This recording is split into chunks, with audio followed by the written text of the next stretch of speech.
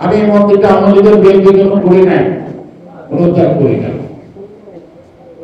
ধর্মীয় প্রতিষ্ঠান যে যখন আসবে এটা মিলন মেলা, এবং 5 বছর পূজাতে বিএনপির আমাদের আওয়ামী বড় বড় নেতারা আসতো, পূজা পরিষদের আসতো।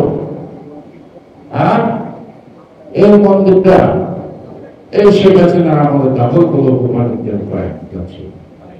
আমার স্ত্রী প্রতিদিন শুক্রবার জীবিত থাকবে মন্দির কারিগরদের শুধু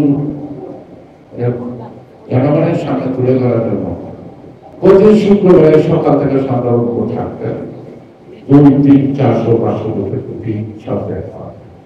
বসুন্ধরা টিস্যু অশুদ্ধতার বিরুদ্ধে এক বিন্দুও ছাড় নয়। আমার ইচ্ছা ছিল রমনা মন্দিরটা থেকে নিয়ে যান, যেটা আমি গাড়িটা খুলে দিলাম। পরের দিন খবর পাইল যে তার কিছু ভক্তরা ওখানে তার শোক একটা ব্যানার লাগাইছিল। ব্যানার লাগাইছে তারা মাসের ব্যানার সৃষ্টি, যারা সৃষ্টি তাদের পৈতৃক সম্পত্তি। রমনা কালী মন্দিরে কোনো পৈতৃক সম্পত্তি কারো? এই কারণে আমি প্রতিজ্ঞা করছি আজীবনের জন্য রমনা কালী মন্দিরে কখনো